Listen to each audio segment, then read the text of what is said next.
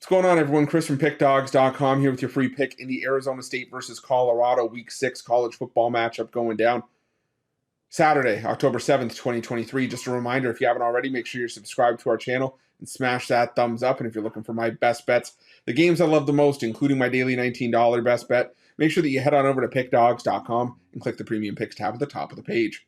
But let's get to this one between Arizona State and Colorado, a game that we took a look at earlier in the week in that early look video. And let's see if anything's changed. Arizona's still 1-4 on the year, 2-3 against the number. Losers of 4 in a row. But last time out, they almost got the outright win as double-digit underdogs on the road against Cal.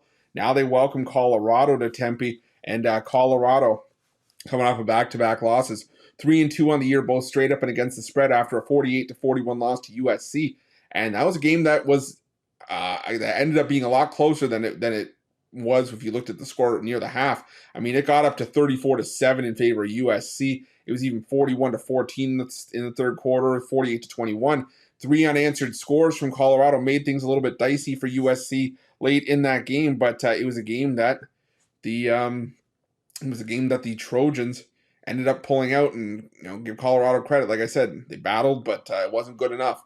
And I do think that Colorado is the more talented team on the surface, but they are not deep. This is a team that, they rely on a lot of explosive plays, and a lot of times, you can only do that so much. You can only play with fire so often before a lack of explosive plays burns you, and my concern is that could happen here for Colorado.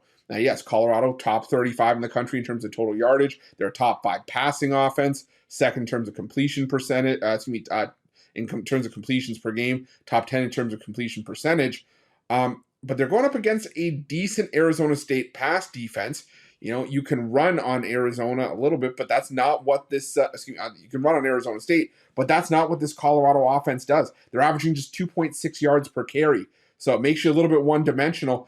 And I know the one dimension of Colorado's offense, that passing game can be very good with Shedeur Sanders.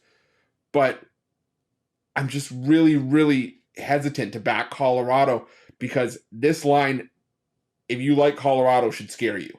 Colorado, with everything that's happened this season and all the, I won't say the hype, but, all the crowning that everybody's been doing with Colorado and all the, praise that they've been receiving, which at some points has been deserved.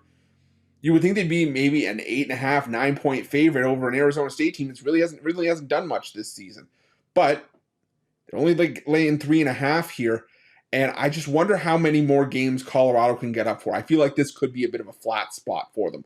I know it's a game that you want to be able to use to bounce back after losing to back-to-back ranked opponents, but let's just look at the schedule. You play TCU to start the season, and all the fanfare that went into the season opener against TCU team that was the national runners-up last year. You ended up getting the outright win there. Then you have your home opener against Nebraska after that win. The hype machine carries on there.